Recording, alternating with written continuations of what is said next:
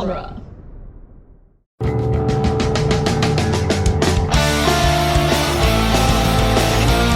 In the world of Hollywood, movies get greenlit and redlit. They get remade and rebooted. But we are the ideal.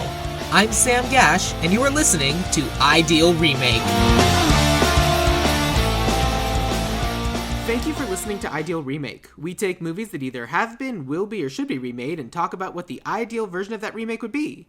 Today we're going to be talking about a movie where everything I knew going in was that Tom Cruise learned how to do fancy bartending tricks right-handed despite being left-handed. And now I've seen it. So, Tanner Vogelgesang, is Cocktail a movie that has been, will be, or should be remade? Honestly, I think the only way this is getting remade is if it's like a vehicle for a star who is really into either bardistry or mixology. I think that's fair. Tanner, welcome back to Ideal Remake. Thanks, I'm glad to be back here for my 4.5th time. Yes? Yes. I agree, because you're counting the Digimon one as only a half guesting? Correct. I mean, you were fully here. You're fully a part of that episode. Yeah, but I'm sharing space with Claire. Yeah, and for anyone who is listening and doesn't know what we're talking about, aside from Tanner's other two podcasts, Not If I Reboot You First, and the Glee one, which has an amazing name and I'm blanking on the name. Loser Like Me. Loser Like Me. Tanner is also one of the big parts, and clearly the biggest part, of a podcast called Binary Break. Which More like the tallest part. Anyway, Binary Break's very good. It's a Digimon actual play podcast. I've recommended it to several people, all of whom should listen to it, despite the fact that I don't think they have yet, but they should. Yes. And also Loser Like Me and Not If I Reboot You First. Correct. But today, Tanner, we're talking about the movie Cocktail. And we're talking about it because I was told that Cocktail was finally available on Tubi. Here's the thing. Oh, did I lie? It's available on Tubi in Canada. Oh, no! That's fine. I had to give Jeff Bezos $4, but it's not the worst thing that's happened. But, Tanner, what made you want to talk about the movie Cocktail specifically? Like, do you remember the first time you saw Cocktail? The first time I saw Cocktail is when actually I got the idea of pitching it for Ideal Remake. Oh, okay. I was like, a year or two ago. Exactly. Actually, because I was going to do Cocktail last time I was here, and then... We had to talk about Battle Beyond the Stars. But because Roger Corman had passed away shortly before, and I was like, oh, I've been wanting to do Battle Beyond the Stars. We should do Battle Beyond the Stars in honor of Roger Corman. And you are absolutely correct. And also, it's good that I now have that Roger Corman background, because the number of times Roger Corman and the way Roger Corman made movies has come up since recording that episode is a lot. And I get to have the information that I got from you while recording the episode that I can cite to be like, oh yeah, I know stuff about Roger Corman. I'm so happy to have helped inform you on that. Genuinely, it's made a big difference. Awesome. Also, looking back at other stuff I've done, this is the first film I've come on here with that is not a sci-fi film. Huh. So I guess we're going to make it a sci-fi film. No, we're not going to make it a sci-fi film. Fine. It's a bar in space. Xenon 4. She's of legal drinking age now. Yeah. I mean, I'll have a conversation with you about what I'm going to be doing next season, but yeah. So, Cocktail. I watched it for the first time last week with previous guests of the show, Zach Luna and Presley Peters, and I can't say we liked it, but we had a fun time watching the movie. It's not necessarily a bad movie. There's just not a lot to write home about here. Yeah, well, we were surprised because Presley looked it up on Rotten Tomatoes, and apparently it did not do well. It won the Golden Raspberry for Worst Picture in 1988, and I do not think it is Razzie bad. Yeah, I don't think I would have said that it was that bad. Razzie? What was it up against? It was up against Mac and Me, Rambo 3, Hot to Trot, and Caddyshack 2. Oh, boy. Yeah, like, this has a 9% on Rotten Tomatoes, and I feel like some of those movies are way worse. Like, Mac and Me is notoriously terrible. Yeah. Wild. Like, because... You don't see Paul Rudd bringing clips of Cocktail to his interviews. No, but, like, he's also not dancing on couches. Yeah. So that's... Okay, so that kind of pivots into my experience watching Cocktail, is that... and Tom Cruise at large... I'm not like a Tom Cruise stan, but I enjoy most of the things I've seen him in, and I will say that like the top two things that help him carry a film when he is a star is his charisma and his stunts. And he's not doing any, well, he's doing some stunts in here if Sure. you consider the bottle tossing stunts.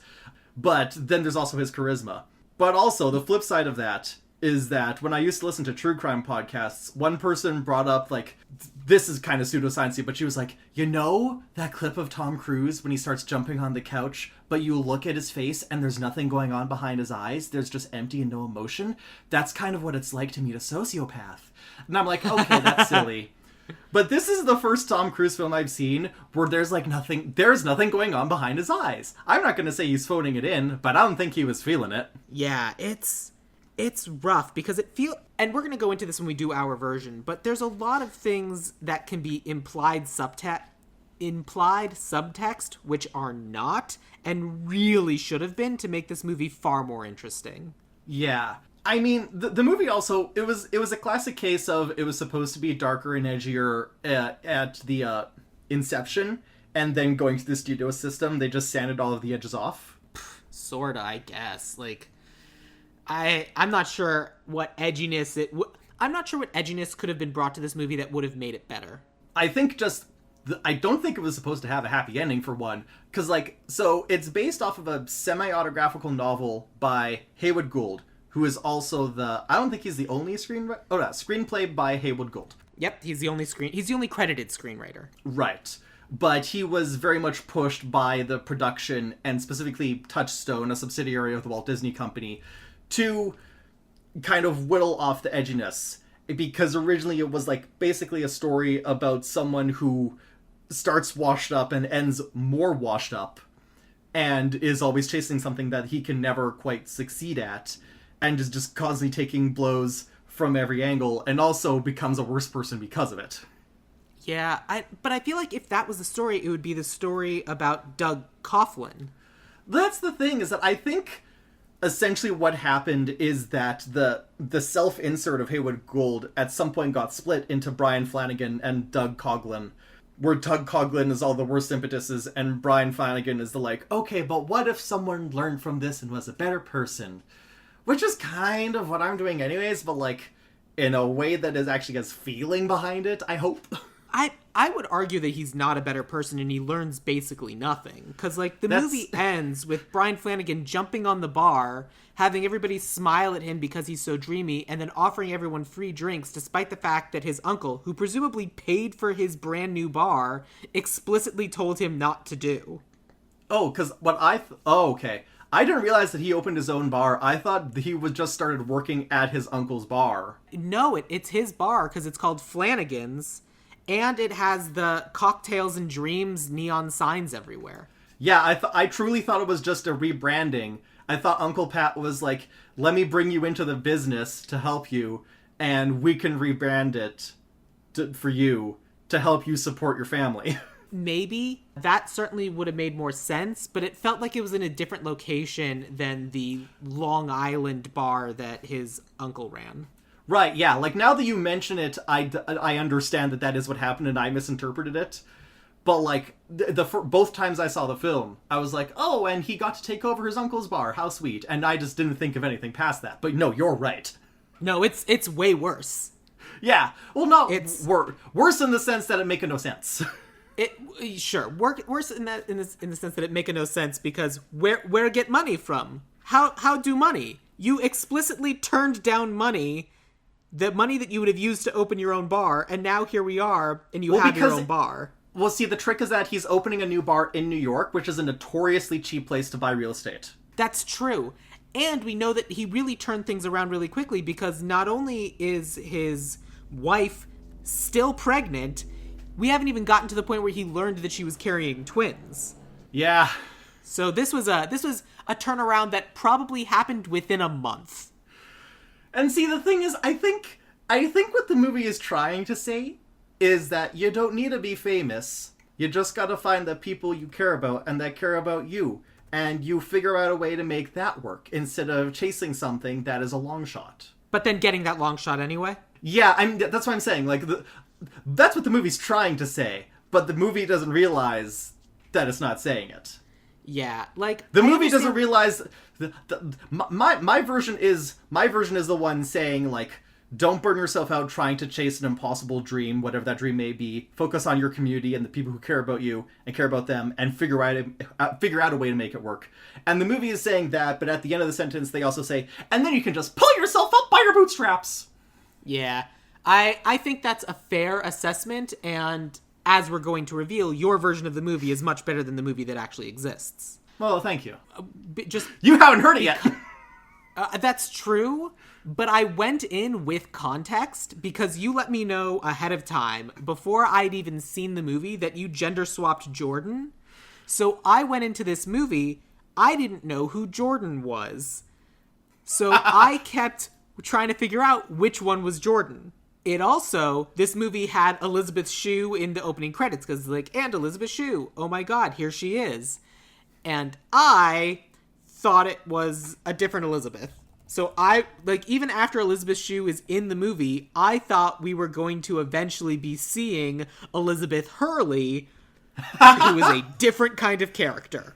But let's do a quick walkthrough of Cocktail as it exists, because, like me, there are, I'm sure, plenty of people who've heard of the movie, know that Tom Cruise does all the, like, tricks and everything, but aren't familiar with what this movie is. So Yes. I believe that this movie starts with reshoots. Allow me to explain. Yeah. So I believe this movie starts with reshoots. The first thing we see in the movie is Tom Cruise in a car with a bunch of his army buddies, kind of racing to speed past a bus. They get in front of that bus, kind of slow down, and get the bus to pull over, and Tom Cruise says goodbye to his buddies, and he gets on the bus. The bus drives to New York. And that's a very fun, lovely scene. But then the scene where he gets off the bus, he then walks over to the side, opens up the side of the bus, and takes his bag out from underneath the bus. Now, when he got on the bus, after stopping with all his army friends, he brings his bag onto the bus. So I posit to you that the movie originally opened with him arriving in New York and getting off the bus, and we're just like, oh, here he is in New York. But I think reshoots suggested that we need to make him seem cool, so he and his army friends make the bus pull over so that he can be the cool guy who did this cool, crazy thing. Oh, this guy is so great. Now let's go to New York. Yeah, it's odd. It's just an odd setup. It doesn't really affect anything. Is the fact that he recently got discharged from the army also doesn't really affect anything. Well, it affects things in that, like, he's walking around trying to find a job, and everyone says that he needs to have a higher degree in order to get the jobs that he wants. And Presley, Zach, and I are sitting there shouting, you can do that. You have the GI Bill.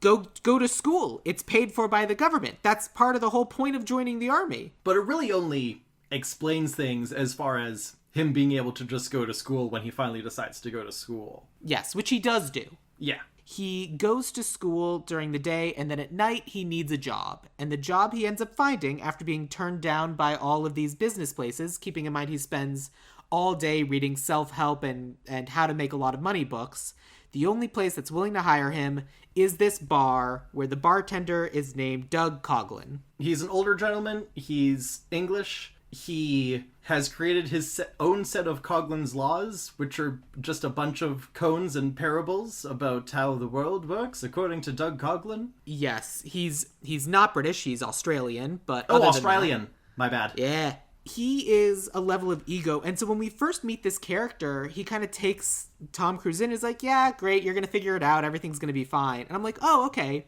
This is going to be the most interesting, best character in the movie. And then he ends a scene after Tom Cruise's first night where things don't go well. And he's like, I thought the waitress hated me. And Doug Coughlin goes, you think she hates you now? Just wait till you've given her crabs.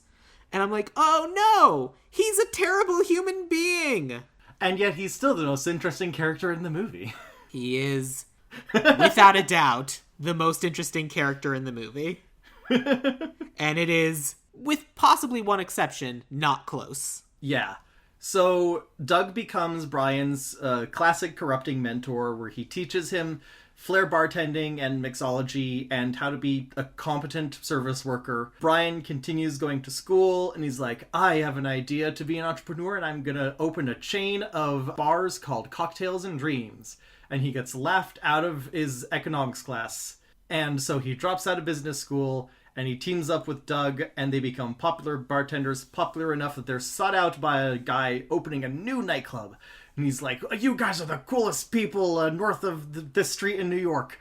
Now I gotta have you at my new place. And so they go to like a beatnik nightclub. Well, they explicitly leave TGI Fridays.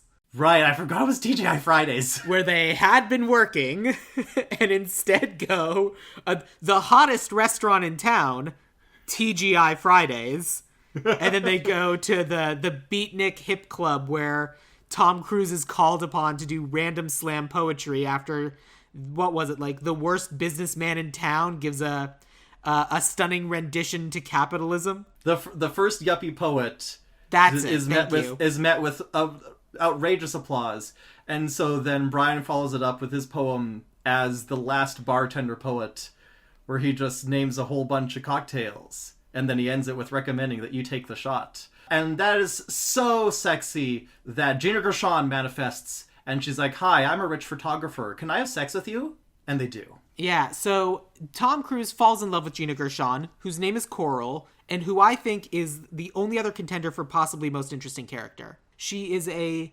fantastically a competent and successful photographer, and she has a wonderful place, and Doug Coughlin asks all about her, and Tom says everything about her, and Doug says, you told me more than you should have. She's going to break up with you in a week. I'll bet you a booze about it.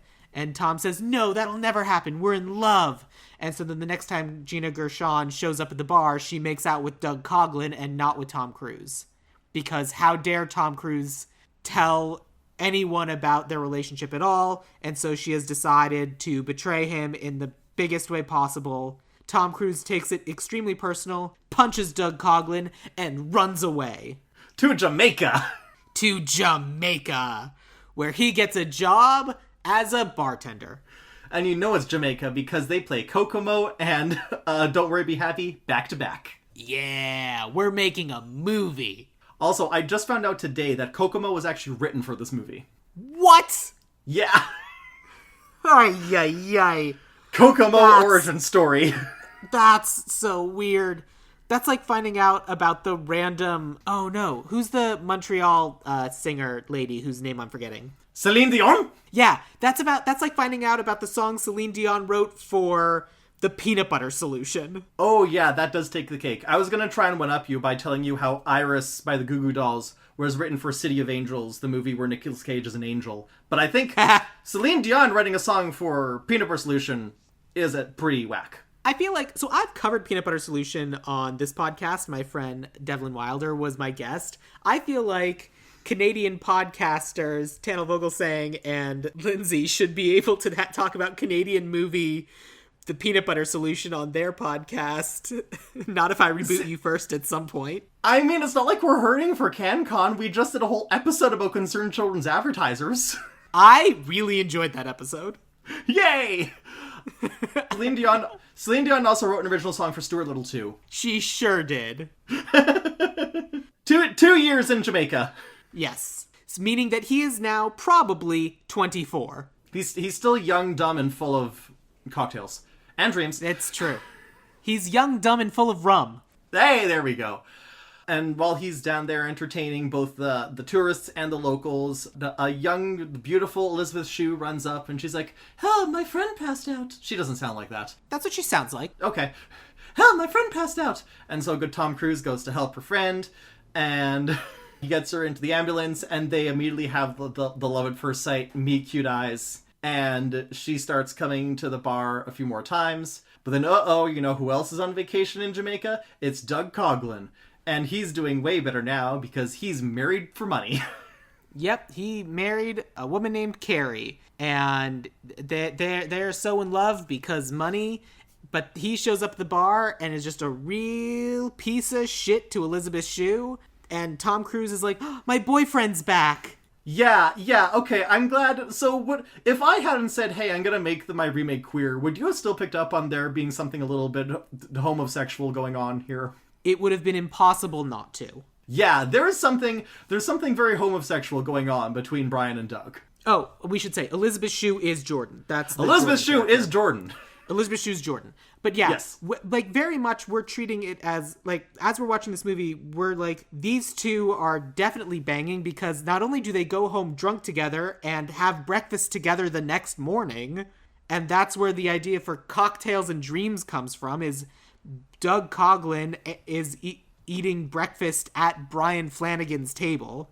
It's very much a trivial one-upsmanship of like, yeah, but like, I bet you couldn't sleep with that one. It's just like this. It's the most toxic relationship. I mean, yeah, but it's also the driving force behind the movie. But the Absolutely. But the movie is like, nah, it's just his mentor. Don't worry about it. And then in Act 3, no, that's my best friend. You can't go with him. He's my best friend. Aren't you worried about my best friend? I can't be with you because you're married to my best friend. Yeah. You know, it's the classic bad movie trope of letting you know what the relationship is between the characters by explicitly telling you. So, even though Brian and Jordan are falling in love very quickly, Doug still manages to get under Brian's skin and convinces him that he's lost the sauce. He's not the young hotshot he was back in New York. And so he dares Brian to seduce an older wealthy woman, and Brian does. And Jordan sees this, so she leaves. And then Brian's like, well, there's nothing left for me here. And also this hot, rich MILF is still into me the next morning. So I guess I'll just be her live-in boy toy. Yes, I shall be her kept boy. That's what brings him back to New York. Back to New York, where I guess, and then he is woken up every morning by her loudly doing gymnastics in the bedroom. Not gymnastics, aerobics. Aerobics, I'm sorry. It's the late 80s, everyone's doing aerobics, it's the sensation sweeping the nation. It is, but she's doing aerobics in the bedroom because apparently she's a big, high-powered businesswoman who doesn't have a living room? The 80s were a mystery. The 80s are a conundrum. They're an enigma wrapped in a mystery, wrapped in cocaine. Bonnie, her name is Bonnie. Yes. I wonder if that's a pun because he's Irish and she's a Bonnie lass. Oh, fuck. He's now that you say that, of course it is. He's spent the intervening time trying to get her to introduce him to like other business people because he's still trying to pitch cocktails and dreams. And she's like, don't worry, honey. When so-and-so rich boy is back in town, and then you wait a week, and then we can talk, and then maybe something will happen. Can you fetch me the cashews from the refrigerator? And you know she's crazy because she's keeping her cashews in the refrigerator. I think that's the most normal thing about her, honestly. Fair enough. They go to a modern art exhibit, and Brian dislikes modern art, so he punches out the curator. It's not even just the curator, the artist. Yes. Bonnie is the successful businesswoman. So, like, even just from a networking perspective, like, he was at an event with a bunch of movers and shakers, and instead of going around and just being charming and meeting people, you know how networking works, he was expecting Bonnie to, like, hold his hand through the whole thing and, like, talk him up to everybody, which, again, not how networking works.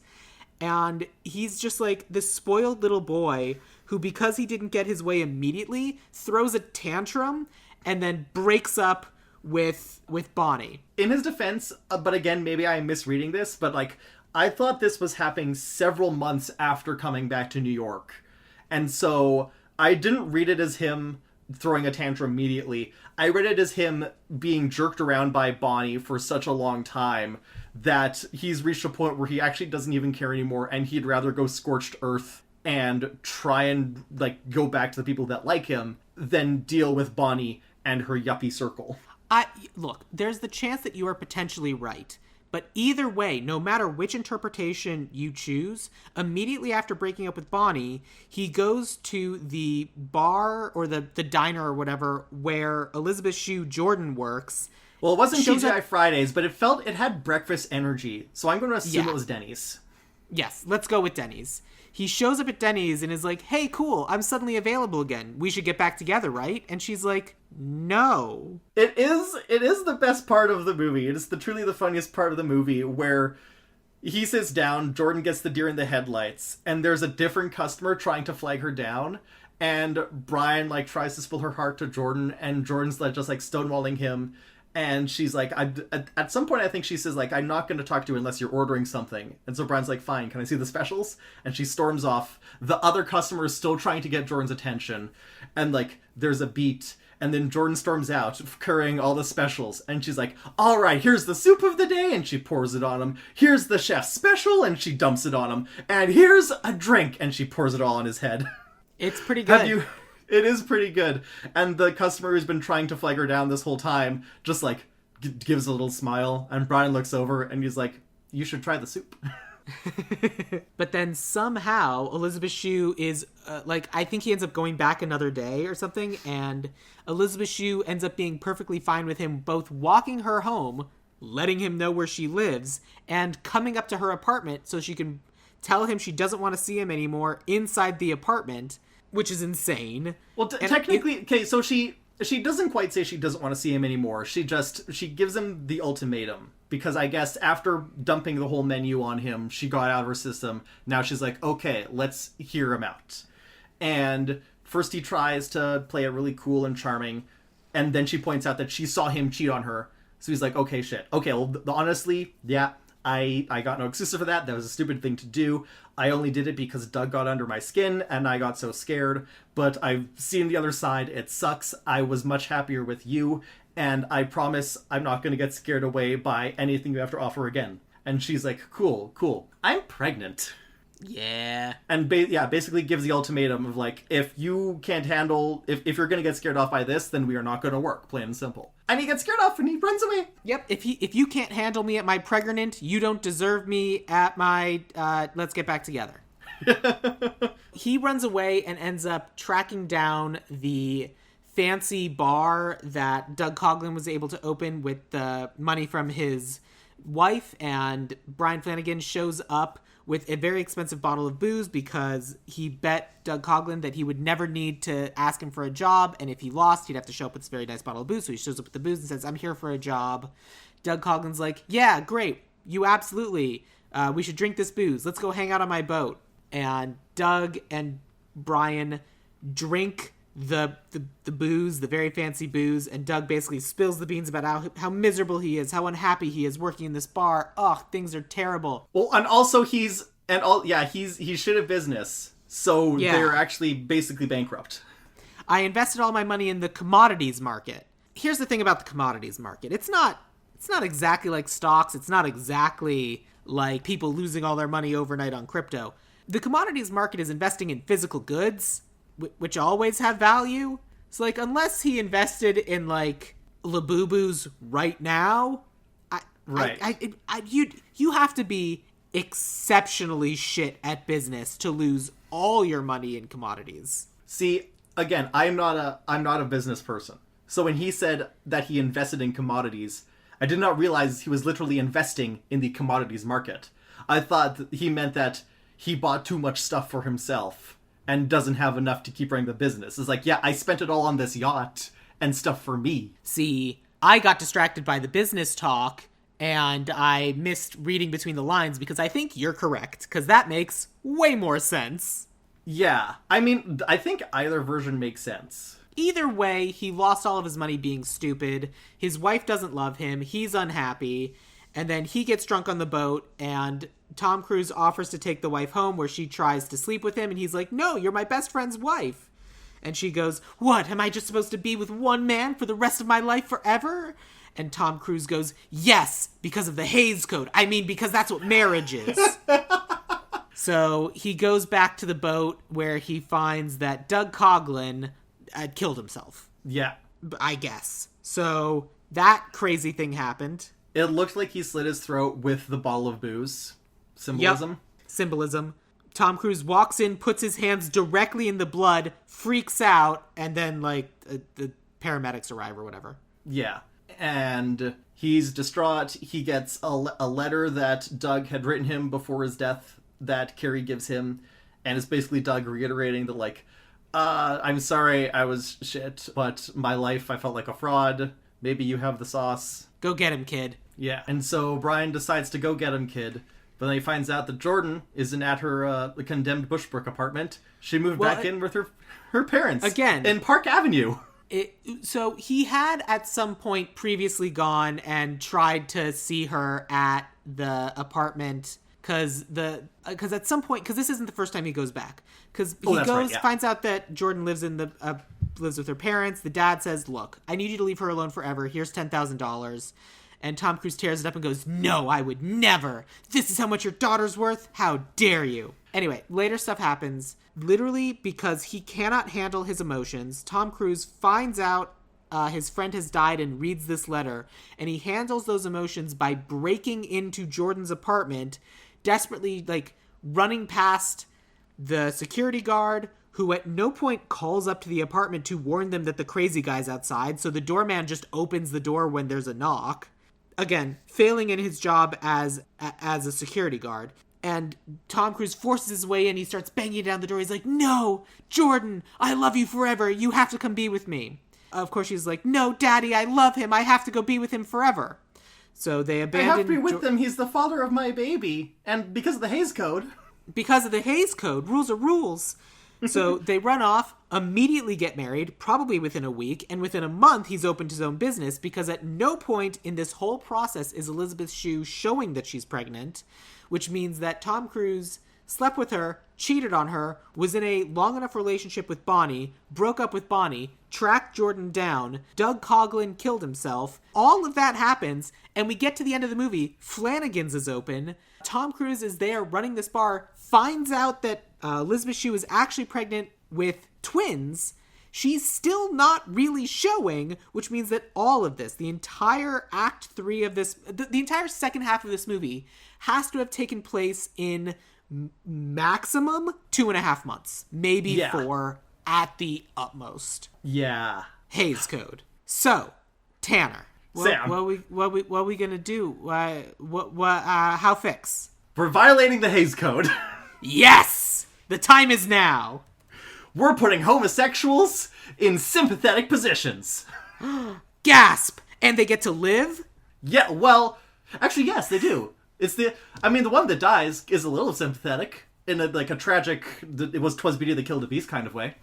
It's very true. Absolutely. Because here's the thing, is like, yeah, there's something very LGBTQ going on between Brian and Doug. So the first thing I thought of the second thing I thought of for the remake was that they gotta be having something actually canonically going on. 100%. But if there's something going on and I'm keeping the thing of like Doug as a corrupting influence, then I can't have Brian leave Doug and end up in a happy married relationship with a woman.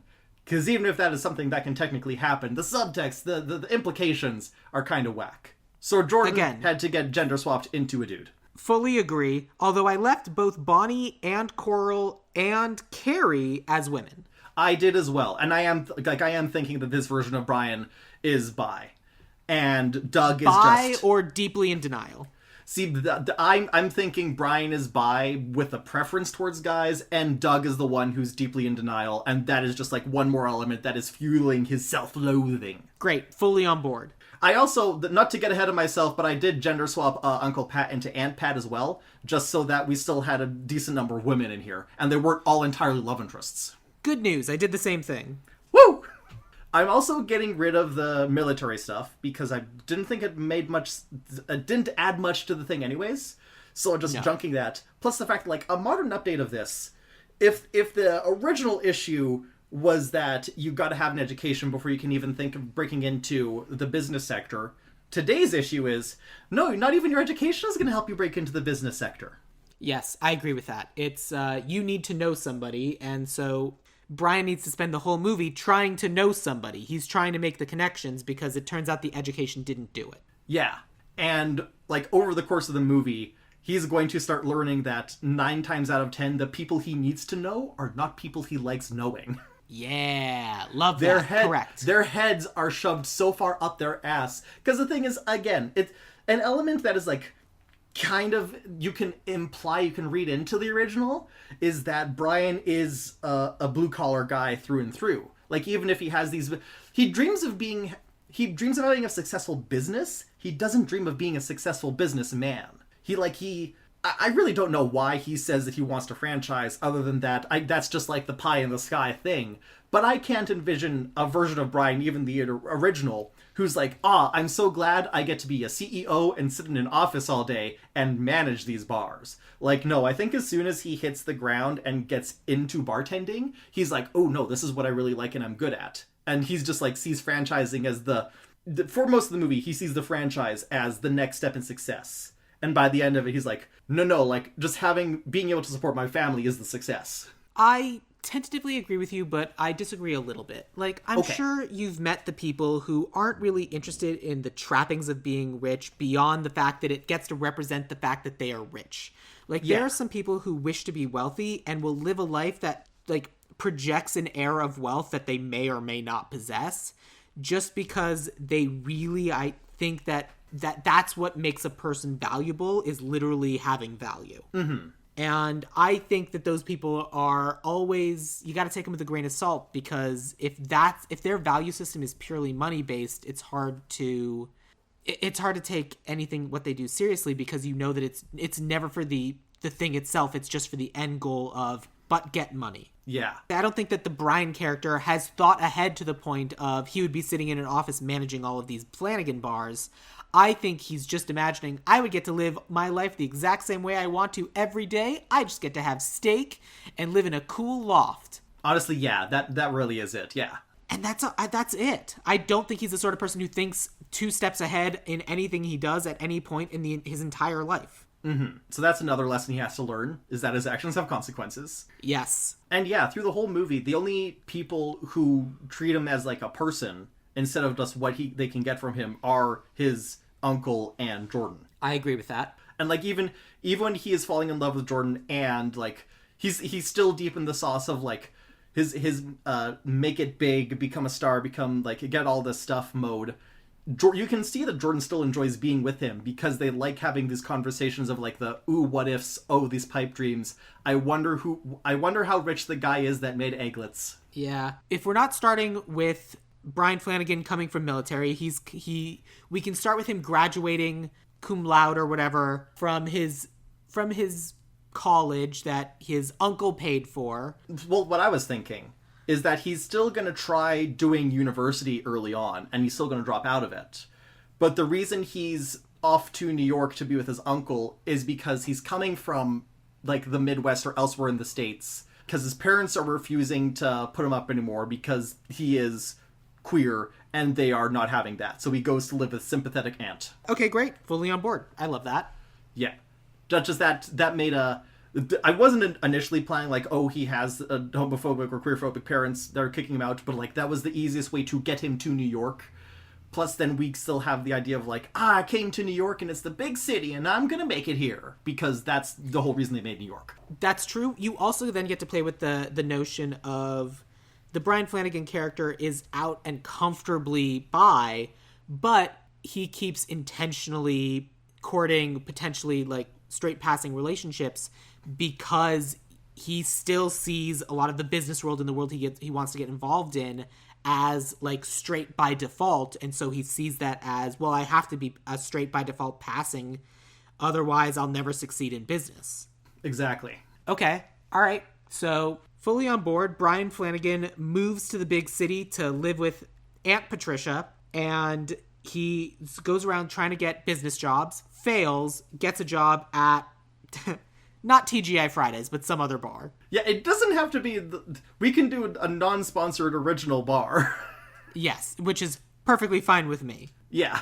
I mean, it seems like the sort of thing where this movie would... I mean, fundamentally, if we're telling the story we want to tell, as much as I would love to have the bar called Cocktail, we can't do that. That's a gay bar. I mean, but Cocktails and Dreams.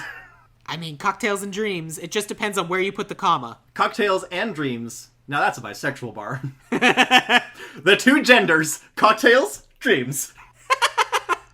Great. By the way, I'm non-binary. I'm allowed to make that joke. And I'm allowed to laugh and not yes and. Okay.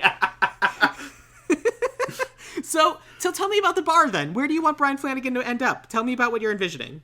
Well, for the end or like in the middle of it? In the middle. He gets this job. Where is Doug Coughlin working that Brian Flanagan goes and gets a job? I mean, here's the thing. It's still fundamentally the same kind of place. It just doesn't have to be TGI Fridays, but it can still be very TGI styled. Okay, great. What happens next? Very similar stuff plays out the way it did in the film, including the stuff with Coral and Doug stealing Coral from Brian basically out of spite. And it probably is going to be more of that. It's like Brian is still enjoying, like, Brian's having a great time with Coral. I never understood the thing of, like, Coral broke up with Brian because he told Doug that he was dating her, when, like, they were clearly together in the same room as Doug anyways. I don't think it's that he told Doug that they were dating. It's that he told too many personal details about her to Doug. What was the personal detail was she owns a brownstone. Yeah, it was something like that, where, like, she has money and, I don't know, presumably, like, there were, I don't know, I don't really remember. It doesn't really matter. Yeah. But here's my question, because we're doing this remake and we're giving it the overlay that we are. Does Brian end up with Doug before or after Coral? Because Coral going together with Doug, that freaks Brian out, and then he goes to Jamaica. So in this version, our version, it has to be. I think it should go the other way. I think there's some flirtations before Coral, and then after Coral comes into the picture. Actually, you know what would probably make more sense is if Coral catches Brian with Doug after Doug, like, basically pressures Brian. No, I don't like that, because okay. I think that it needs to be this.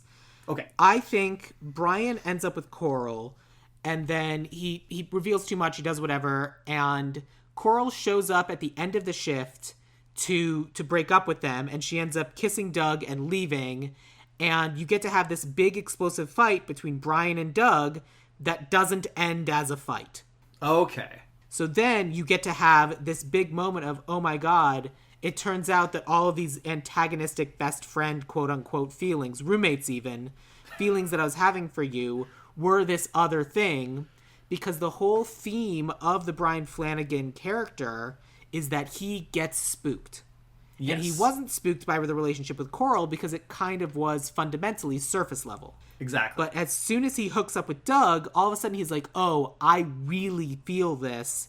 That's too big for me. I have to run. Yeah, he thought they were just two dudes chilling at a bar 5 feet apart because they're not gay. But it turns out... They are, in fact. They are, in fact. Because of that, that's when I think he needs to run away to the straightest place anyone's ever heard of, Jamaica. See, the thing is, I don't want to do Jamaica because it is the only place... It is one of 4 places in the Caribbean where it's actually illegal to be queer. Then we definitely cannot do Jamaica because fuck that nonsense. We can do basically any other place in the song Kokomo.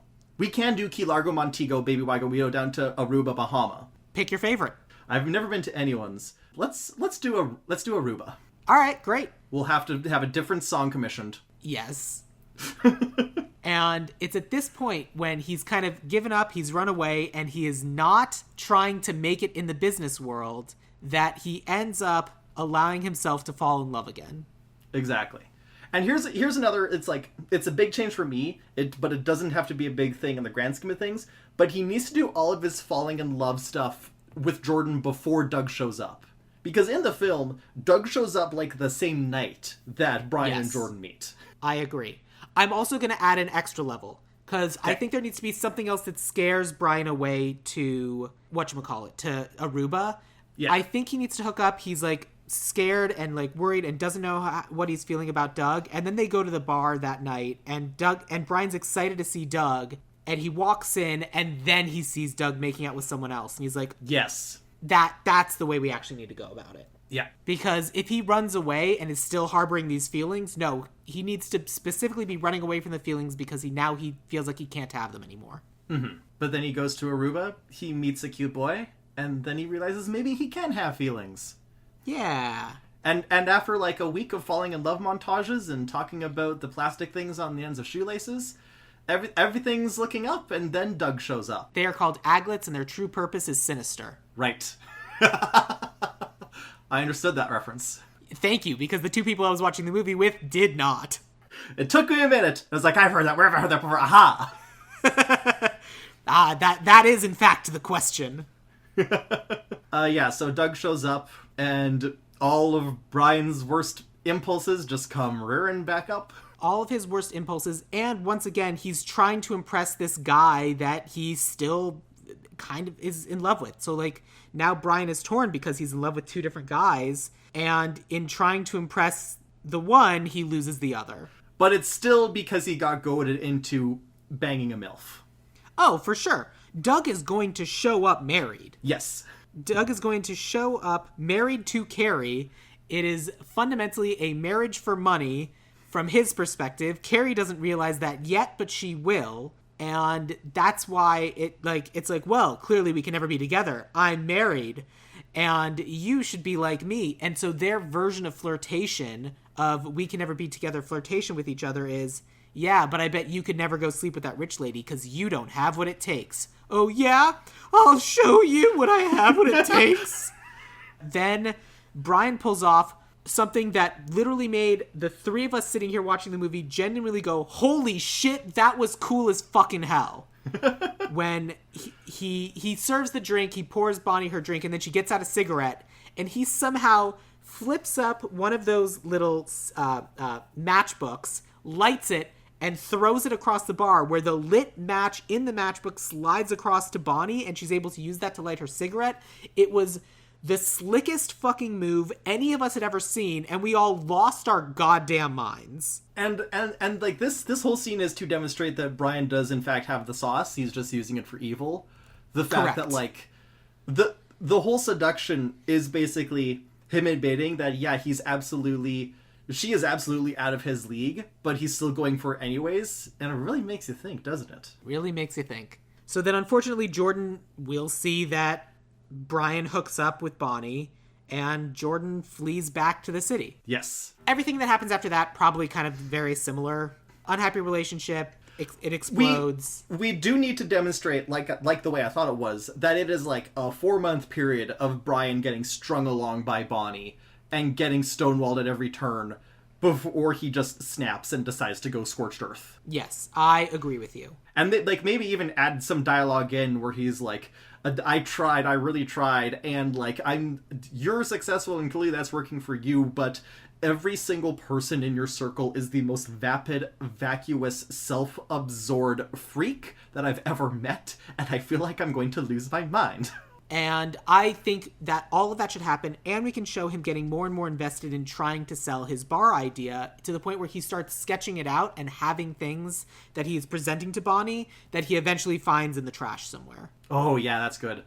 And another thing I thought of just now that can help consolidate stuff is instead of Brian trying to track Jordan down at Denny's, we can have Jordan be like doing the catering for the event when Brian finally snaps. Interesting. Like not running the catering, but just like he's a waitstaff there. And so he's there and he witnesses Brian lose it and like blow up on, like get into the fist fight and blow up on Bonnie. And that can also help smooth things over of like Jordan being open to the possibility. Because yes, Jordan still sees Brian cheat, but now Jordan is also seeing Brian definitively end this relationship and call out all the reasons why he hates it. And with no knowledge that Jordan is there. So now it's like, okay. No, I'm actually going to take it the other way because I like that idea.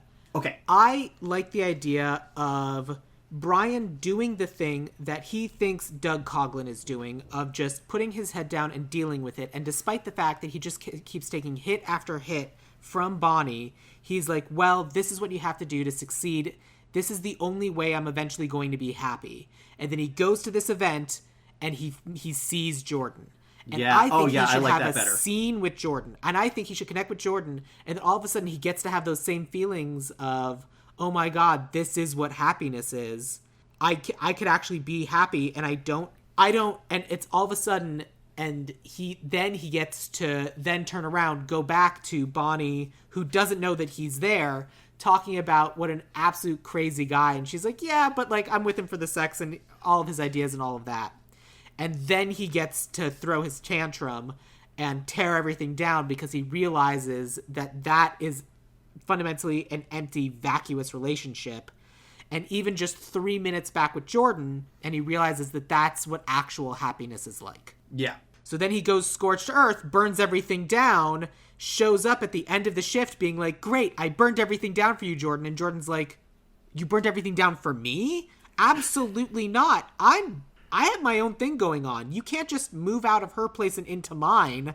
I have some self-respect. What are you doing? So is it just that? Do you have an idea of the pregnancy equivalent for yours in your vision? No, I don't.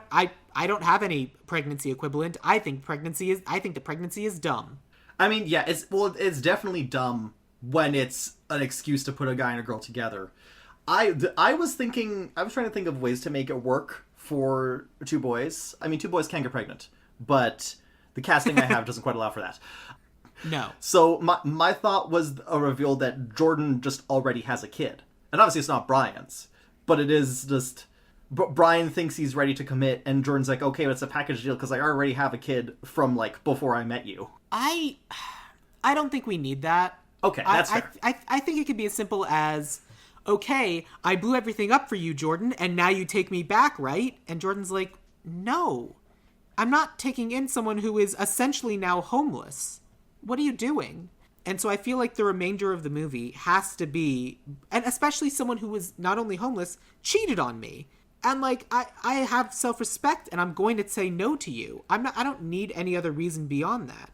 I think it could be as simple as all of these things happen and Jordan like says no because of all the reasons. And Brian just has to keep getting his life more and more together. He has to find a place to live. He has to get a job. He has to like prove that he can be a good partner. And he finds a place to live.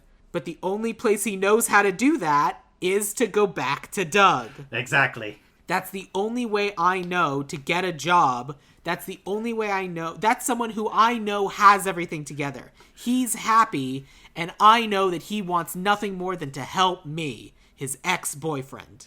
Yeah. Doug has never made a wrong decision in his life, and he will help me fix my problems. Yes. That is what I think is going to be going on, because Brian Flanagan is still an idiot. Yeah, he's getting better, but not quite. Right. So this is, like, rejected by Jordan.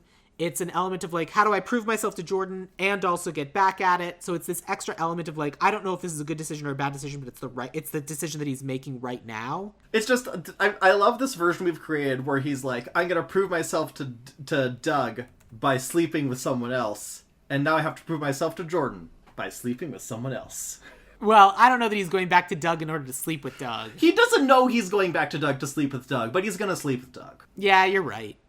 He doesn't know it in his brain, but he knows it in his gut. Yeah, no, you're right. You're right. You're absolutely right. And so, does he sleep with Doug in Act 3 of our movie? Actually, you know what? I think in Act 3 he almost does, and then he's like, no, I can't, because like I just can't see you like this anymore, and this is the most self-destructive part of our friendship. And like this is Brian being like, no, we should just be friends, and Doug is over here like, Brian, you're my one ticket out of here. Well, I think it also has to be like Brian shows up hoping that Doug will make him better, and then he realizes that in every step along the way, Doug made him worse. Exactly. So it very much needs to be I came to you for something, and now you're just trying to take from me again, and treat it as a lesson, as one of Coughlin's laws. But I think Coughlin's laws only benefit Coughlin. Mm-hmm. And so he has to walk away from Coughlin. Here's the next question. Does Jordan come from money? So we could still have Jordan come from money, and then the whole issue, like the whole reason Jordan was quote unquote slumming it, for the same reason, is that Jordan wants to meet someone who likes him for himself, not for his wealth. And then there could also be another added layer of just like, even if Jordan didn't appreciate Brian like blowing his life up for him, Jordan appreciates the sentiment because Jordan kind of also feels the same way, stifled in the yuppie family. The alternative is that Jordan is like staunchly middle lower class, and when Brian shows up to try and win Jordan back, the reason that Jordan's father rebuffs him isn't because he's poor, it's because he's shit. You have made my son the most miserable I've ever seen him, and the worst thing is I can tell that he still loves you. Yeah, I that's what I think I agree with. Like, yeah. I'm happy with upper, lower, middle class, whatever. Not penthouse in Manhattan kind of wealthy. No, yeah. Because, again, that's like, oh, you're the hero of the movie, therefore you get everything you want at the end. Yeah, no, we don't need that. I think, and then it is like a little bit nicer because, you know, the more I think about it, it is very weird where Brian, you know, there is an implied line after Brian essentially kidnaps Jordan from her wealthy life so that they can be happy together in lower middle class, and Jordan's father yells, "You leave here, you'll be on your own." And the implication is that, but they're not alone because they have family. But I also just like, there's a nicer, better version where it's like after Brian just completely bottoms out and he's finally able to prove himself to Jordan, and then he's like is able to earn both Jordan's respect and Jordan's family's respect, and that's just a little nicer. And it's less about the I throw your money in your face and more about the importance of the caring about the people who care about you. Well, yeah, especially if we're starting with Brian had to leave his family because they rejected him for being gay or bi. They don't care. They called him gay. Sure. We can't do that twice in one movie. Very fair. So I like the idea of, no, we're kicking you out because you're making our son miserable. Why would we give any time of day to someone who hurts those around him? And Brian needs to go, you're right. I need to make myself better and not do that anymore. Mm-hmm. And then we get to have a moment where Jordan follows and goes, all right, well, if you're going to be working on yourself, you're going to need help. And I think I'm the man for the job. Oh, hang on. I think I want to rearrange the order of some things. Great, do it.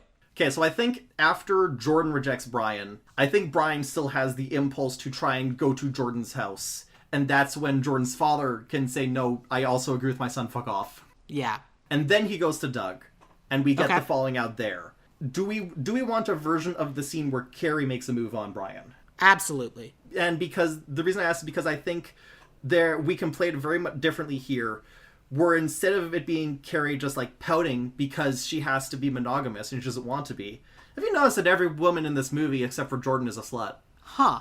Well, I don't know if I would use that to describe Bonnie. I'm not saying that with my whole test. I'm saying that the movie is pointing at all these women and saying, "Oh, Jordan's the only good one because she's the only monogamous one." Again, I would say the same thing about Bonnie. Oh yeah, I guess that's true. But I see where you're coming from. Keep going. Anyways, but like the issue Carrie has is that Carrie's figured Doug out. Like Carrie is not cheating on Doug for the fun of it. She's also entrapped in this weird psychosexual dynamic that Doug and Brian have going on, and she's like, oh, so you'll make a move on my husband but not on me? Like, do you have any idea how lonely I've become? Yeah, I think that's the actual take.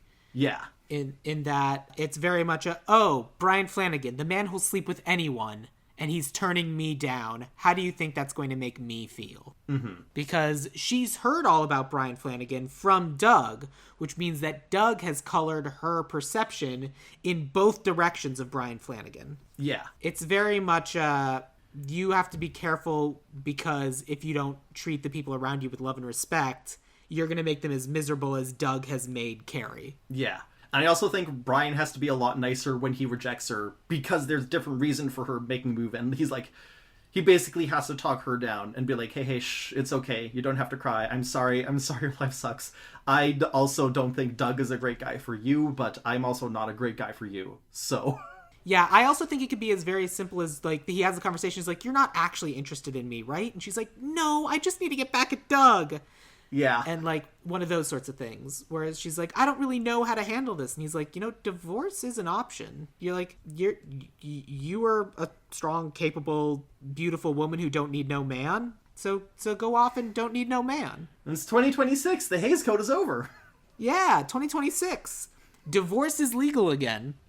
Or something like that. Yeah. So then after this is when Brian finally bites the bullet and goes to move back in with Aunt Pat, he's been keeping at arm's length for most of the movie because even though he's glad she's helping him, he also is kind of allergic to asking for help. Yes. And so he finally shows up on her doorstep. He's like, Aunt Pat, I screwed up. And she gives him a pep talk. She's like, well, yes, you did. But, like, you can only go up from here. You were competent once. She says, of course you screwed up. You're 25. Yeah.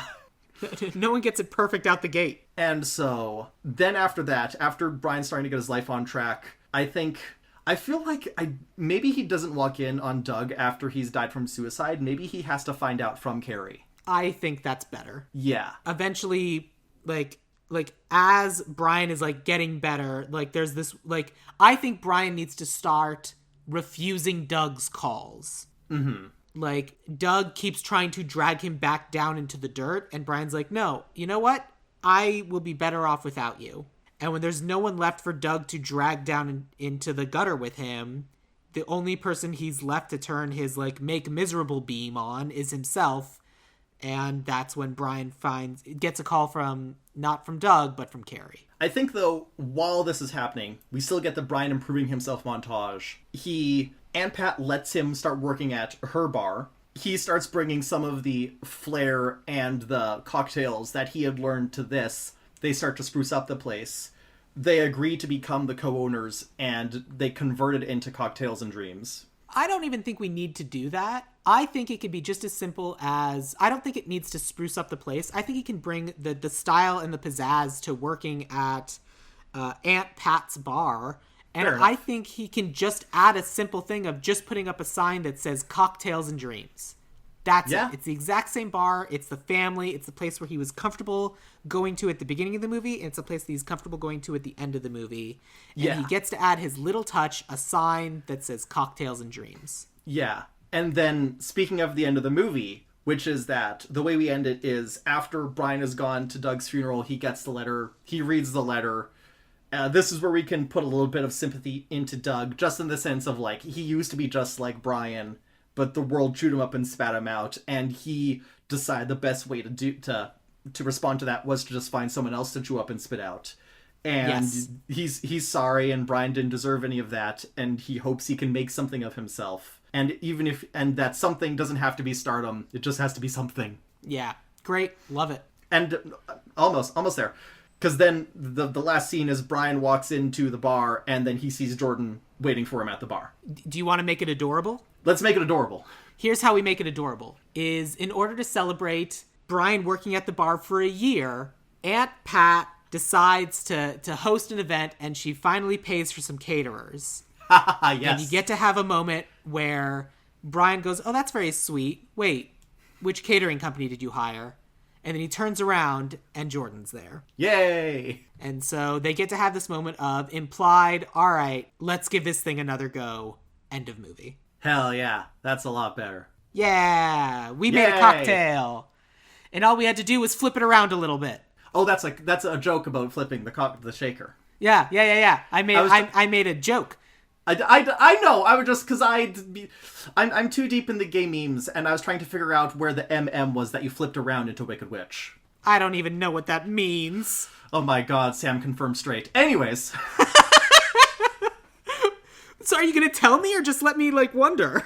So in a whole bunch of the press tour for Wicked for Good, Michelle Yeoh was talking about her character, Madame Morrible, MM. You flip it around, Wicked Witch. And she says it in all of her interviews. Oh. There are people saying that this is her 6-7. There's remixes of it. That's so... okay, sure. She found a joke and she likes it, I guess. Yes. Michelle Yeoh and Sam Gasch, both able to make jokes. Yes. Now, what's 6-7? Oh, that's a great question. No. Anyways. I'm kidding. All right, so we're happy with our movie. We're happy with our version of Cocktail. Yes. And most importantly, it means that when we make this movie, we get to go film in Aruba, which I presume is the only reason they made this movie to begin with. That's very possible. So we got to cast it. We got to cast it. As I recall, you said, I want to get your exact wording on this. You accidentally created your most self-indulgent casting crew yet. I'm very excited. So tell me, who'd you have for Brian Flanagan? Sam, remember what I said at the very beginning of this episode? Hi? Remember what I said when you asked me if Cocktail's going to get remade? You're going to have to remind me. It's been so long. I said it's probably only going to get remade if it's as a vehicle for a star who is really into flared artistry and mixology. Okay. So that means that you know of a young star who is super into these things. Yes. So, Nicholas Hamilton. He played Henry Bowers in It. And he was also most recently on a sitcom called The Pradeeps of Pittsburgh. He's also Australian. See, I flipped it again. And the other big thing he's known for... Well, he's also gay. That helps. It wasn't the most important thing, but it helps. He also does kind of have the energy of a young Tom Cruise. And he has most recently gotten really into mixology and making cocktails. He got famous on TikTok and Instagram for his cocktail shorts, and he just recently put out a book about his cocktail recipes. It's called Sipsy Doozy. Well, first of all, that's a fantastic name. Yeah. There isn't a second of all. I didn't have one. And yeah, I think that I'm true. Nicholas Hamilton, I don't know if you're listening, but if you are listening, send this podcast to your agent and get someone to write it up so you can star in Cocktail. I think that's a great pull. I went with a song and dance man. Nicholas Hamilton can also sing. I'm certain that's true. He can't dance. He can sing, though. Interesting. So I went with another young actor who I think is maybe a year or two younger than Nicholas Hamilton. I went with an actor who was recently in both Lethal Weapon and High School Musical, the series. Oh no, my one weakness. I went with an actor named Joshua Bassett. No! He also has the manic energy of a young Tom Cruise. He does. That's kind of why I went with him. Like, kind of like the you could see this kid making mistakes. Oh, if you ever watch High School Musical the series, his character makes nothing but mistakes. There you go. And apparently he has a music video. Joshua Bassett, Lifeline.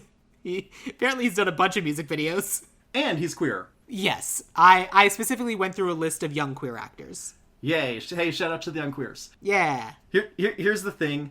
Because I did say I want this as a vehicle for Nicholas Hamilton. And so, like, if you let me have Nick Hamilton, you can veto literally anything else I have. I am happy to go with Nicholas Hamilton because it means we don't have to train him to do the tricks. Yeah.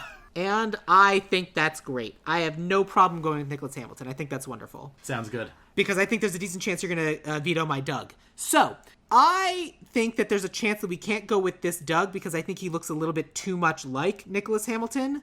But it is the one thing I pulled in from my friends Presley and Zach when we were watching the movie. Presley suggested that we needed this particular Skarsgård, Alexander Skarsgård, to be our Doug Coughlin.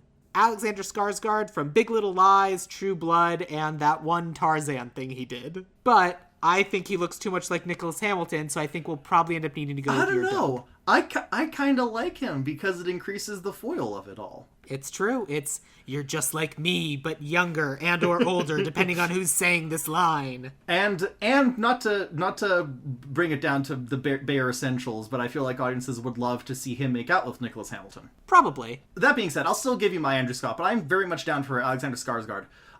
I said it by accident. My Doug Coughlin. You did. So Andrew Scott, huh? Andrew Scott from most recently from Wake Up Dead Man, also well known for Fleabag and Sherlock. But yeah, Andrew Scott. Yes, I know him from Sherlock. I still need to watch Wake Up Dead Man, and it drives me nuts that I haven't seen it yet. I love Andrew Scott. I think there's a decent chance that we have cast Andrew Scott every single time we've done an episode of this podcast together, but I can't verify that. I'm happy to go with either one of them, Andrew Scott and Alexander Skarsgård. I'm down for Alexander Skarsgård. Great, then we'll do that. No problem. That brings us to Jordan. Who did you have for this Jordan? My Jordan is not... Okay, so they're not an unknown, but they do only have, like, one major role. They are Canada's current golden boy and the world's favorite current bottom. It's Hudson Williams from Heated Rivalry.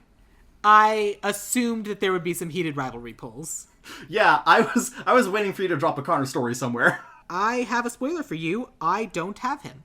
Oh, all right then. My Jordan Mooney. Yeah, you don't have to. You don't have to change the name. It's Jordan.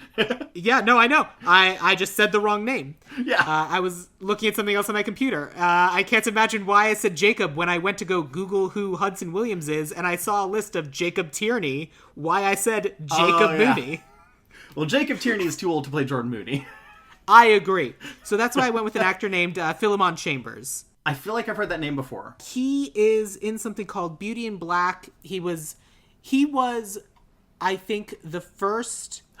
I saw him in Single All the Way.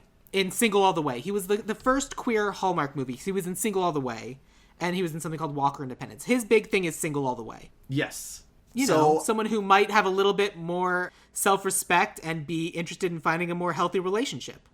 That is true. And so the thing is, he is like 8 years older than Nicholas Hamilton, but he doesn't really look it. So he doesn't, and in this context, I think that's okay. Because this isn't like he's like a 33-year-old dating a 25-year-old or something like that. Yeah, it's not an age gap problematic thing.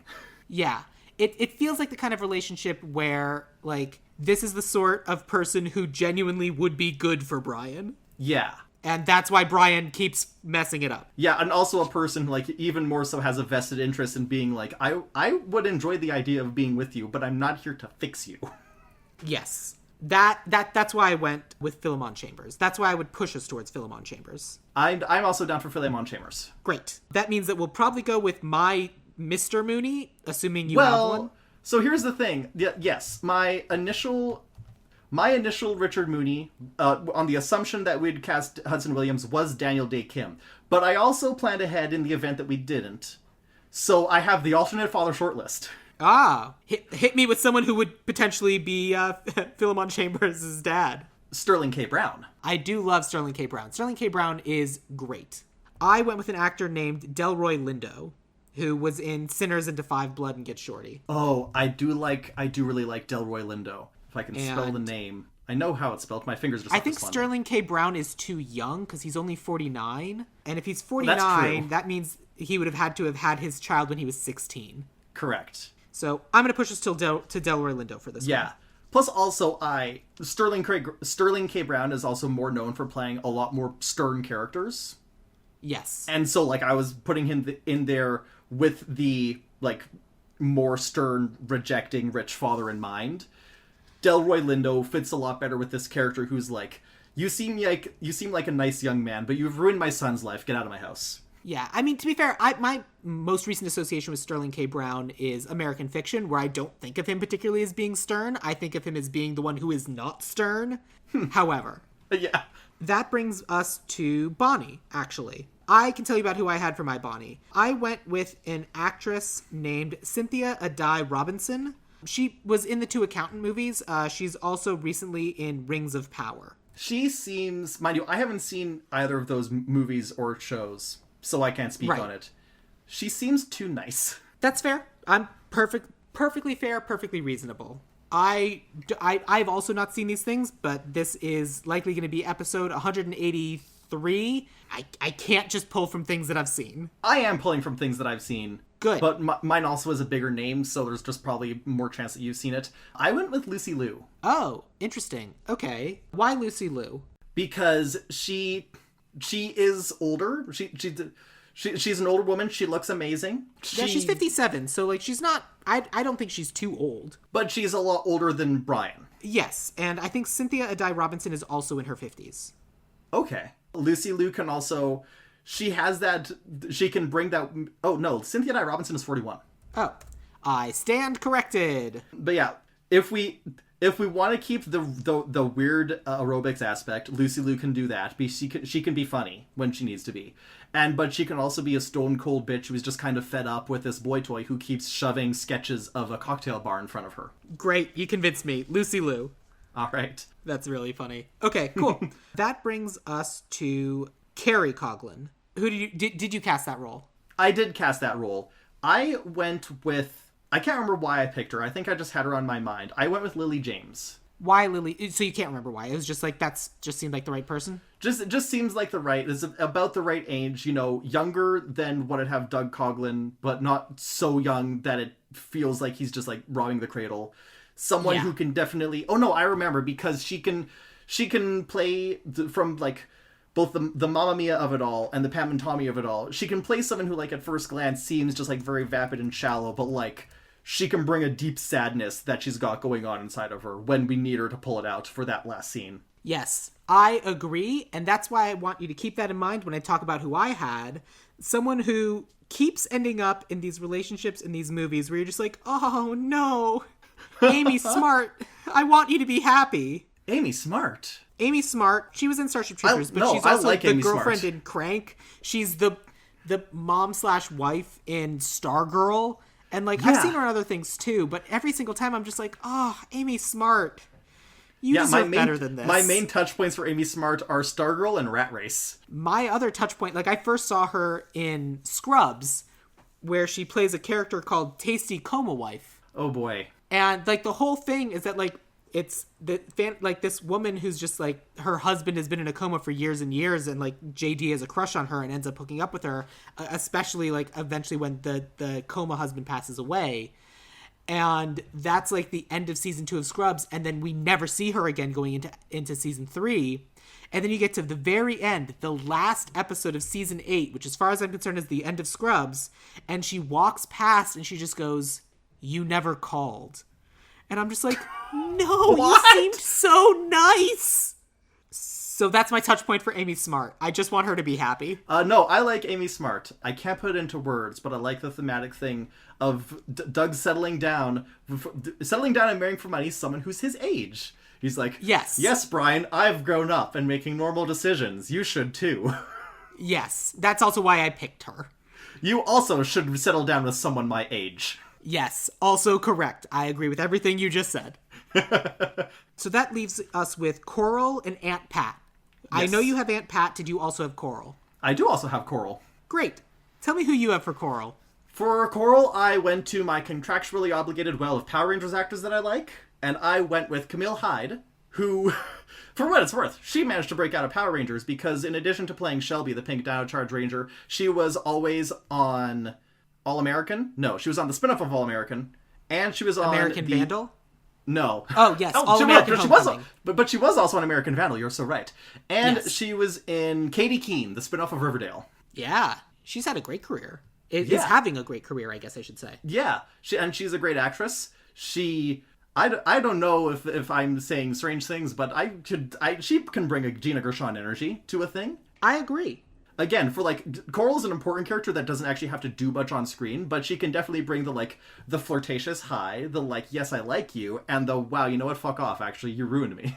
I think that is probably the correct kind of vibe, especially with how we built our story, because I went in an extremely different direction, because I went with Elliot Page. Oh, interesting. And I could absolutely see Elliot Page being someone who he gets in this relationship with a bartender, is clearly too good and too successful for this relationship. But I feel like the way we built our movie, that might make Elliot Page feel not like the man that Brian Flanagan falls in love with, but more like Bonnie version 1.0. And that's kind of not necessarily what we're going for. Because I feel like there is an argument to be made that Elliot Page would be a good Bonnie, but I think Lucy Liu's a better choice. And I feel like that's the place to put the recognizable actor. I think going with Camille Hyde is probably the right choice. Yeah, I'm down with that. Elliot Page is a good choice for things, though.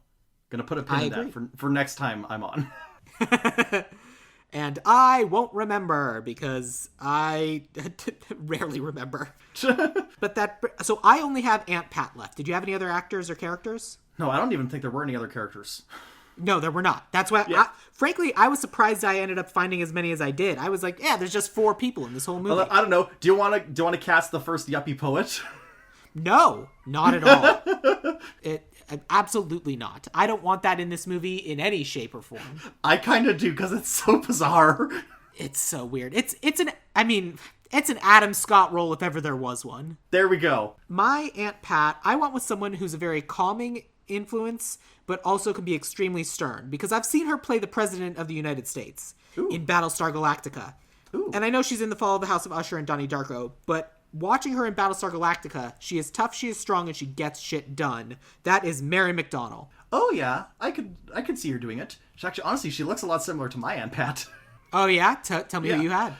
My Aunt Pat, the route I went down was, Irish bar, alright, who's some good Irish actresses? Oh, I know, Maria Doyle Kennedy from Orphan Black. Which is a Power Rangers thing or no? No, the show Orphan Black with Tatiana Maslany. Oh, so you said Orphan Black. What I heard was Morphin Black. Yeah, it's at the beginning of each episode when Tatiana Maslany has to turn into one of the clones. She says, "It's orphan time!" Oh, great. I love it. Maria Doyle Kennedy. Sold. Just like that? You're not gonna pick yours? Nah, I've heard of mine.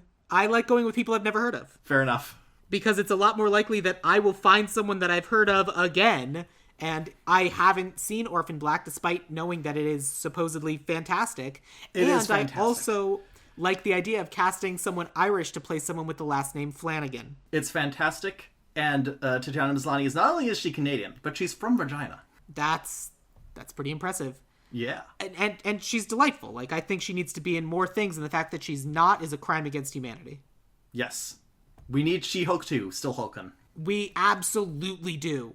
Like, so, Anyway. That brings us to our writer and director. Yes. I have separate writer or director. Do you have a hyphenate or separate? I have one director and two writers. Okay. So then let me tell you about my one writer, and then you can tell me about your two. Okay. Mine are real basic. Okay. My writer is Justin Kurtzikis, who wrote both Challengers and Something Called Queer. Hell yeah, I love Challengers. Yeah. Oh, damn. Challengers is a good... See, here's the thing. I was looking at Challengers after I'd already figured out my writers, and I was like, oh, this is the right energy, but I don't think this is like a fully Luca Guadagnino movie, necessarily. No, I agree. I don't think it's a Luca Guadagnino movie. That's why I just got the writer for Challengers. Yeah, that makes sense. What's your writing team? My writing team is after Nick Hamilton, this is the other most self-indulgent thing in this thing. My writing team have no credits in film or television. I see. But what they do have is 4 years worth of podcasts where they were writing spec scripts about Tom Cruise. What? Okay. My writing team is Dylan Roth and Dalton Deshane, the former hosts of Are You Afraid of the Dark Universe, which has now been converted into the Pod Universe. Hell yeah, that sounds fun. I'll go with that. No problem. Oh, okay, sure. Fuck it. Whatever. That sounds great. It's Cocktail. This isn't like, oh, we need to give this the gravity it deserves. No, it's Cocktail. For what it's worth, like, okay, I was being jokey when I, like, dramatically announced they have no film and television credits, but, like, I was not joking when they said, like, their podcast is them writing spec scripts, which have mostly turned into full screenplays of various movies. Because they're spin-offs of the Money 2017, they usually star Tom Cruise, and they have demonstrated their capacity to write in all manner of genres. So they really can give it the gravitas and the moments it needs, and they can give it the lightheartedness and the romance parts of it. They can be funny, they can write for a Tom Cruise type, and they have a history of writing queer characters. So they do hit all the buttons, at least. As someone with a podcast called Ideal Remake, I have to respect that, so that's why I can't fight back. I just have to go with that really cool idea. Okay. Also, and then, in case there was any other pushback, my other argument was that I remember an episode where your writer was yourself. I have never done that. Did you direct one? No, but my guests do it all the time. Oh, okay. You should do it. You should talk yourself up, baby. I should, but again, I've done this 183 times. I can't end every episode with, and I should obviously write it. Anyway, thanks for coming. Anyways, Dylan Roth and Dalton Deshane, if you're listening, which is slightly more likely than Nicholas Hamilton, because this is a podcast. Possible. But, I mean, hey, they seem like the sort of people who we should send this episode of the podcast to. Since it sounds like they love Tom Cruise. Yeah! Listen to this podcast for normal Tom Cruise reasons. Yeah, it sounds like I'll have to do a really good job of editing, since we're obviously trying to pitch a couple of writers here. Yeah. Anyways, Sam, please tell me about your director. I mean, I went with, like I said, a real obvious director. Jacob Tierney. Okay, hell yeah. Again, not writing, but directing. I can dig it. See, the thing is, I also grabbed a TV director, but I was coming at it from, like, who's someone who's directed things that are in the service industry? Well, I've heard good things about The Bear, so let's grab Christopher Storer. Yeah, probably. But I need this to be an actual comedy. Yeah, I would rather go with yours. I would rather go with Jacob Tierney. You mean the Canadian? Well, not because of that. Okay, cool. So then, that's everybody. Is it still the most self-indulgent cast and crew you've ever gone with? I mean, it's not as self-indulgent as the original draft of it, but I think ultimately this is still the most self-indulgent thing I've brought to you. Okay, I'm okay with that. All right, let me tell you about the cast for Cocktail. Brian Flanagan is going to be played by Nicholas Hamilton. Doug Coughlin is going to be Alexander Skarsgård. Jordan Mooney is going to be Philemon Chambers. Bonnie is going to be Lucy Liu. Carrie Coughlin is going to be Amy Smart. Mr. Mooney is going to be Delroy Lindo. Coral is going to be Camille Hyde. Aunt Pat is going to be Maria Doyle Kennedy. And the yuppie poet is going to be Adam Scott, All of this is going to be written by Dylan Roth and Dalton Deshane, and then directed by Jacob Tierney. That is Cocktail. And Dreams. Tanner, are you going to watch this movie on Tubi? No, I'm going to go see it in theaters. That's awfully kind of you. Yeah. Awesome. Thank you so much for being my guest and finally remaking Cocktail with me. So now's the time. Again, tell everybody about your 3 podcasts. My three beautiful podcasts who I love. We've got Not If I Reboot You First, which is kind of a cousin to this show, in that me and my friend Lindsay will take something that we think deserves another pass, and then we'll pitch what we think that idea should be. It doesn't go into as detailed into this, is that we're not always doing cast lists, but we also cast a wider net, because sometimes we are making video games or TV shows. We just made an opera. To be fair, it was an opera to begin with, and we just made it a better opera. But still, opera is now on the table. Absolutely. I finished listening to that episode today. And then my other podcast is Loser Like Me, where me and my friend Christina go episode by episode through the TV series Glee, and we just have to reckon with whatever comes of that. Okay. I think we're currently halfway through season 5 by the time this comes out. And yeah, it's season 5, which is almost universally considered the worst season of Glee, which makes for great content. And then my last podcast that Sam has not been a guest on, but is a big fan of, is Digimon Binary Break, an actual play podcast set in the world of Digimon. It features myself. It features former guest of the show, Claire. It features my friend who I mentioned a lot in this episode, Jake Mason. It also features Annie Creighton. I forgot Anne's last name, but that's okay, because sometimes I feel like they don't need a last name. Sky Ertl, Christina Woods, Riley Hopkins. That is everyone! I counted to 7.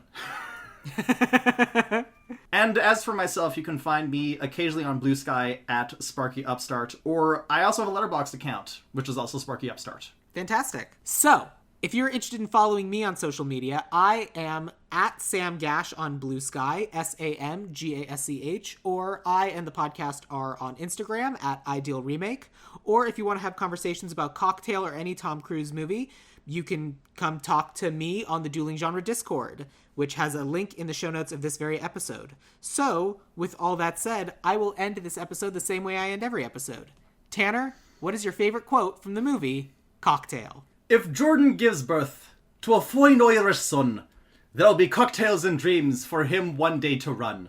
A business which shall yield a financial windfall, to be franchised in every suburban shopping mall. Now, if a daughter arrives to bless our clan, I guess the shit will certainly hit the fan. But this I shall promise thee, I'll never let her marry a guy like me. Still, if our child is the naughtiest of girls or the wildest of men, I swear I'll be the best dad I can, and I'll never ever get spooked again. Drinks are on the house! No!